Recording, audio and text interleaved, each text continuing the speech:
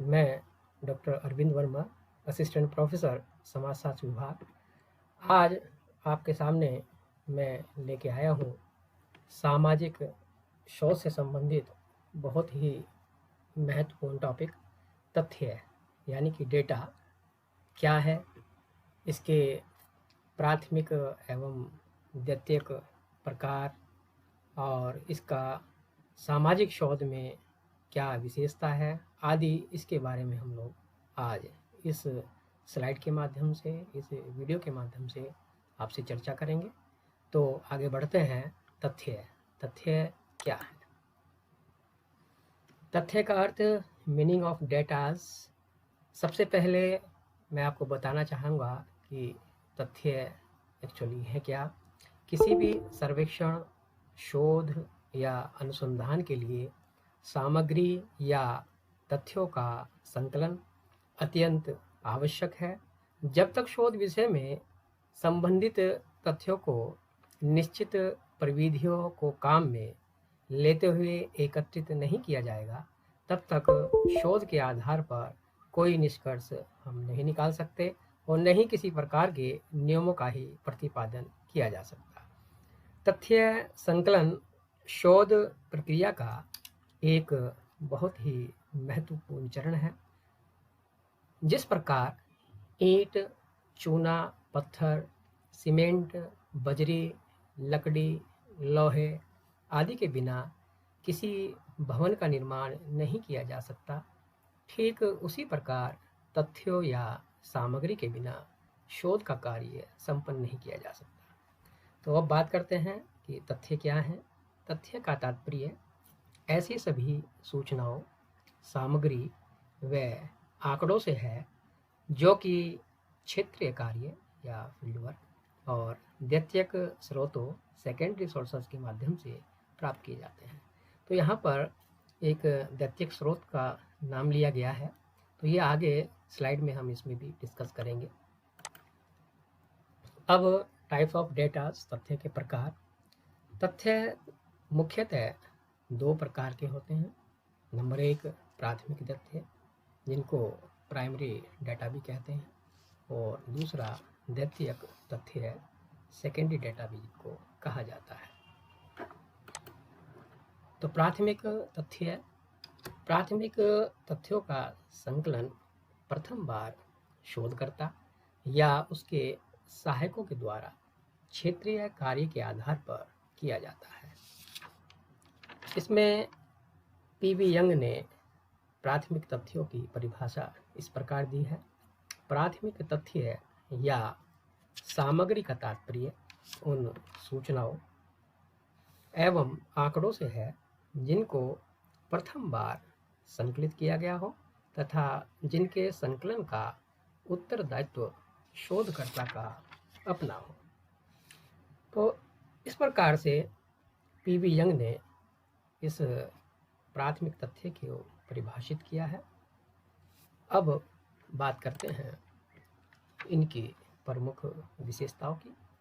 तो सबसे पहले इनकी जो प्रमुख विशेषताएं हैं वो इस प्रकार से हैं। नंबर एक, घटनाओं का सूक्ष्म अवलोकन। अर्थात जब हम कोई भी शोधकर्ता प्राथमिक तथ्यों को इकट्ठा करता है, एकत्रित करता है, तो वह यह कार्य अपने आप फील्ड में जाकर या जिस शोध के बारे में है वो स्वयं फील्ड में जाकर सूक्ष्म रूप से उसका अवलोकन करता है और अपने से संबंधित सूचनाओं को एकत्रित करता है। नंबर दो, प्रथम बार एकत्रित किया जाना। हमेशा जो शोधकर्ता अपने शोध से संबंधित कोई भी सूचना, शोध की जो प्रविधियां हैं जैसे अवलोकन, साक्षात्कार, अनुसूची आदि, इस प्रकार की सहायता से कोई भी शोध से संबंधित सूचना इकट्ठा करता है, एकत्रित करता है, तो पहले इसको इस आधार पर प्राइमरी डाटा या प्राथमिक तथ्य कहा गया है। नंबर 3, तथ्य नवीन एवं विश्वसनीय होते हैं, जो कि शोधकर्ता द्वारा स्वयं के द्वारा इन तथ्यों को इकट्ठे किए गए हैं, अर्थात ये इस सोच से संबंधित नवीन यानी कि नए होते हैं और विश्वसनीय होते हैं। नंबर 4, नियंत्रित एवं उपकल्पनाओं के सत्यापन में सहायक, अर्थात कोई भी शोधकर्ता जब भी इन तथ्यों को एकत्रित करता है तो वह किसी न किसी नियंत्रित प्रविधि के द्वारा इन तथ्यों को इकट्ठा करता है और ये तथ्य हैं उसके शोध में जो उपकल्पनाएं हैं उनके सत्यापन में भी ये सभी तथ्य सहायक होते हैं। नंबर 5, ये आंकड़े स्वयं के द्वारा कोई भी शोधकर्ता अवलोकन प्रविधि के द्वारा, साक्षात्कार के द्वारा, अनुसूची के द्वारा, प्रश्नावली के माध्यम से एकत्रित किए जाते हैं। अब बात करते हैं द्वितीयक तथ्य या सेकेंडरीज डाटा। इसके अंतर्गत वे तथ्य आते हैं जिनका संकलन किसी अन्य अध्ययनकर्ता, शोधकर्ता, किसी संस्थान या संगठन के द्वारा किया जाता है। वे सब सूचनाएं, आंकड़े एवं तथ्य जिन्हें शोधकर्ता अपने अध्ययन हेतु स्वयं संकलित नहीं करता, बल्कि जो पहले से ही प्रकाशित या अप्रकाशित रूप में उपलब्ध हैं, द्वितीयक सामग्री या द्वितीयक तथ्य कहलाते हैं। तो पीवी यंग ने द्वितीयक तथ्य को इस प्रकार से परिभाषित किया है कि द्वितीयक तथ्य या सामग्री वे होते हैं जिन्हें मौलिक स्रोत से एक बार प्राप्त कर लेने के पश्चात काम में लिया गया हो एवं जिनका प्रसारण अधिकारी उस व्यक्ति से भिन्न होता है जिसने प्रथम बार तथ्य संकलन को नियंत्रित किया था। द्वितीयक तथ्यों की विशेषताएं, इनकी विशेषताएं हैं नंबर 1, स्वयं संकलन न किया गया हो। जिस प्रकार प्राथमिक तथ्य कोई भी शोधकर्ता स्वयं क्षेत्र में जाकर संकलित करता है, तो द्वितीयक तथ्य या इनको कोई भी शोधकर्ता अपने द्वारा इकट्ठे नहीं करता। नंबर 2, ये तथ्य किसी अन्य शोधकर्ता के द्वारा प्रयोग किए गए हो, अर्थात इसको हम इस प्रकार से समझेंगे कि जो द्वितीयक तथ्य हैं वे किसी अन्य शोधकर्ता ने अपने शोध के लिए एकत्रित किए थे, परंतु जब दूसरा शोधकर्ता उनका उपयोग करेगा तो वे उसके लिए द्वितीयक स्रोत या द्वितीयक तथ्य कहलाते हैं। नंबर 3, शोधकर्ता को अपने सीमित साधनों के कारण कई बार इस प्रकार की सामग्री का उपयोग करना पड़ता है। इसमें हम इस प्रकार से समझेंगे कि कोई भी शोधकर्ता जिसके पास सीमित साधन हो, यानी कि उसके पास धन की समस्या हो, समय की समस्या हो, तो इस कारण कई बार इस प्रकार की सामग्री का उपयोग करना पड़ सकता है। तो इस प्रकार के जो तथ्य हैं वो द्वितीयक तथ्यों की श्रेणी में आते हैं। नंबर 4, इसके उपयोग करने वाला कुशल और सूझबूझ वाला होना आवश्यक है, क्योंकि यदि हम द्वितीयक तथ्य का प्रयोग अपने अनुसंधान में कर रहे हैं तो जो द्वितीयक तथ्य हैं केवल हम उन्हीं तथ्यों को उसमें से प्राप्त करेंगे जो हमारे लिए उपयोगी हो और बहुत ही सूझबूझ से हम इनका प्रयोग करेंगे। नंबर 5, यह सामग्री काफ़ी विविधता लिए होती है, अतः इसमें से शोधकर्ता को आवश्यक तथ्यों को संकलित करना होता है। प्राथमिक एवं दैत्तिक तथ्यों में अंतर। तो हम इस टॉपिक के माध्यम से यह डिस्कस करेंगे कि इन दोनों तथ्यों में क्या क्या विशेष अंतर पाया जाता है। नंबर 1, प्राथमिक तथ्य दैत्तिक तथ्यों की अपेक्षा अधिक मौलिक होते हैं। मौलिक मीन्स होता है न्यू। तो इसमें मैंने आपसे इससे पूर्व भी डिस्कस किया था कि प्राथमिक तथ्य क्योंकि स्वयं शोधकर्ता द्वारा एकत्रित किए जाते हैं, तो और दैत्तिक तथ्य दूसरे किसी शोधकर्ता के द्वारा एकत्रित किए जाते हैं, तो उसकी अपेक्षा जो स्वयं शोधकर्ता ने तथ्य एकत्रित किए हैं वो ज़्यादा मौलिक होंगे और उनके अनुसंधान के लिए उपयुक्त होंगे। नंबर 2, प्राथमिक तथ्य दैत्तिक तथ्यों की अपेक्षा अधिक विश्वसनीय होते हैं।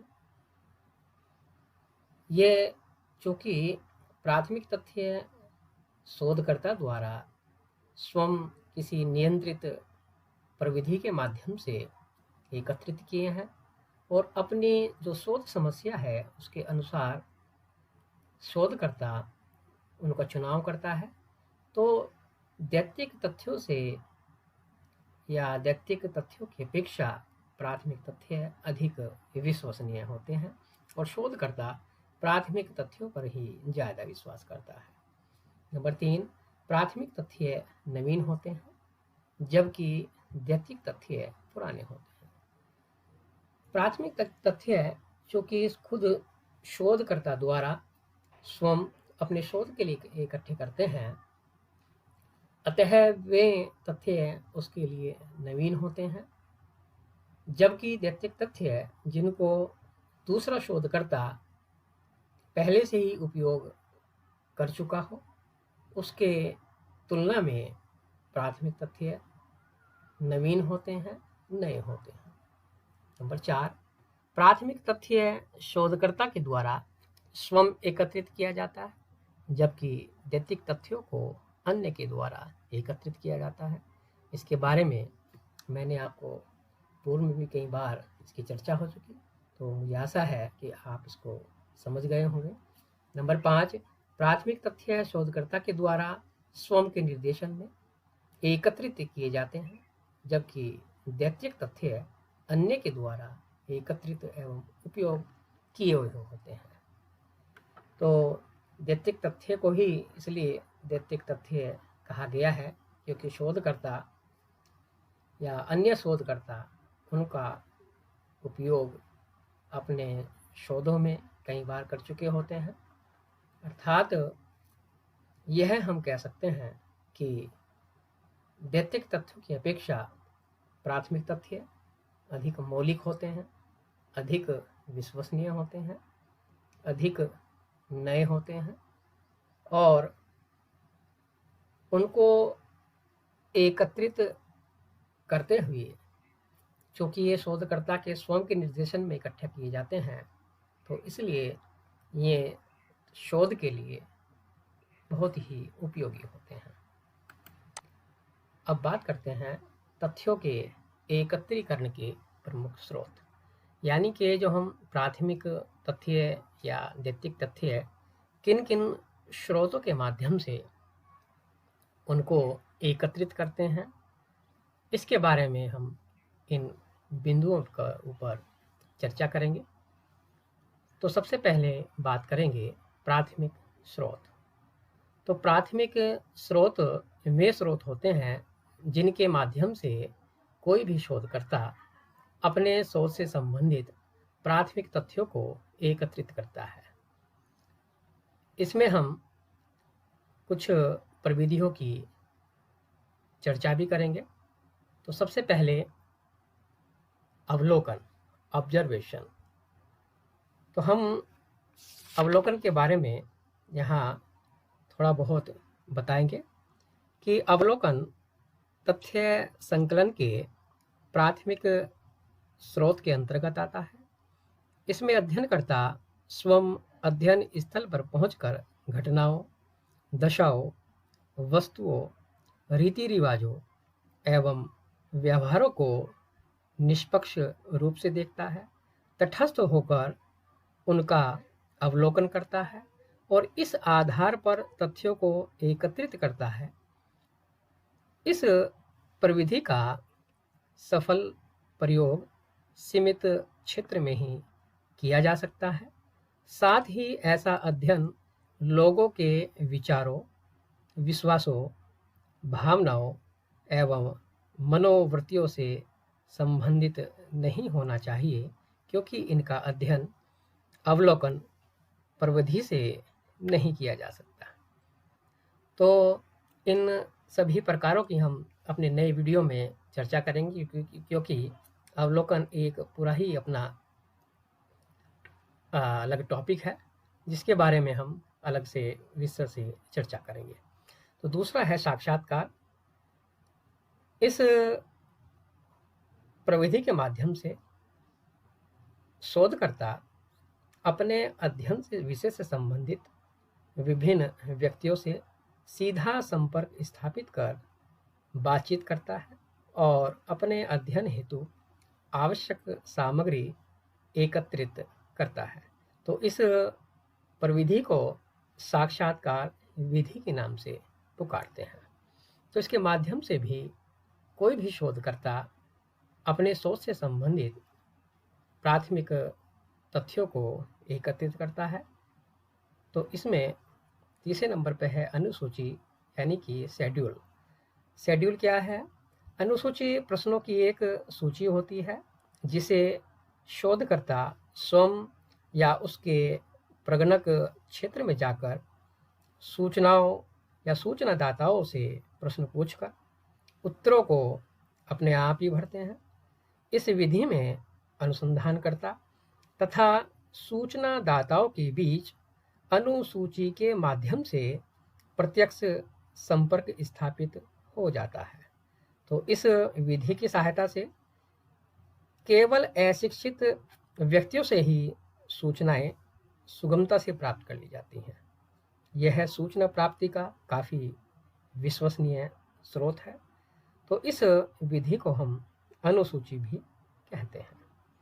तो बात करते हैं प्रश्नावली, क्वेश्चनर। यद्यपि प्रश्नावली की सहायता से प्राथमिक तथ्य संकलित किए जाते हैं, परंतु फिर भी यह सूचना प्राप्ति का प्रत्यक्ष स्रोत न होकर अप्रत्यक्ष स्रोत है। इस विधि के द्वारा अध्ययन में अनुसंधानकर्ता तथा सूचनादाता में प्रत्यक्ष संबंध स्थापित न होकर अप्रत्यक्ष संबंध रहता है। प्रश्नावली अनुसंधानकर्ता द्वारा तैयार की गई प्रश्नों की एक सूची होती है, जिसे वह उत्तरदाता के पास डाक द्वारा इस अनुरोध के साथ भेजता है कि इसे भरकर समय पर अवश्य लौटाए। तो इस विधि का प्रयोग उस दशा में किया जाता है जब अध्ययन क्षेत्र इतना बड़ा हो कि सभी सूचनादाताओं से प्रत्यक्ष संपर्क कर तथ्य संकलित करना संभव न है। तो इस प्रकार की प्रविधि प्रश्नावली कहलाती है। तो अब बात करते हैं नंबर 2, दैत्यक स्रोत। दैत्यक स्रोत वे स्रोत कहलाते हैं जिनकी सहायता से हम दैत्यक आंकड़े या दैत्यक सूचनाएं या दैत्यक तथ्य प्राप्त कर सकते हैं। तो इसको निम्न स्रोतों के माध्यम से हम प्राप्त करते हैं। तो इन स्रोतों को प्रमुख 2 प्रकारों में हम बांट कर इनको समझेंगे। पहला जो इसका भाग है, व्यक्तिगत प्रलेख, पर्सनल डॉक्यूमेंट्स। इसमें पत्र, डायरी, जीवन इतिहास, संस्मरण आदि स्रोत आते हैं, जिनके माध्यम से कोई भी शोधकर्ता दैत्यक स्रोतों को या दैत्यक तथ्यों को इकट्ठे करता है। दूसरा भाग है सार्वजनिक प्रलेख, यानी कि पब्लिक डॉक्यूमेंट्स। इनके अंतर्गत प्रकाशित प्रलेख, शोध संस्थानों के प्रतिवेदन, व्यक्तिगत शोधकर्ताओं के प्रकाशन, पत्र, पत्रिकाएं, लेख, अभिलेख, पांडुलिपियां, शिलालेख एवं लोक गाथाएं आदि आती हैं। तो इस प्रकार से आज हमने सामाजिक अनुसंधान में प्राथमिक तथ्यों को किस प्रकार से एकत्रित किया जाता है, द्वितीयक तथ्यों को किस प्रकार से एकत्रित किया जाता है, इनका क्या सामाजिक अनुसंधान में उपयोगिता होती है, इनकी विशेषताएं क्या हैं, किन स्रोतों से हम प्राथमिक और द्वितीयक तथ्य इकट्ठा करते हैं, एकत्रित करते हैं। तो ये सभी डिस्कस हमने इस टॉपिक के माध्यम से किया। Thank you so much.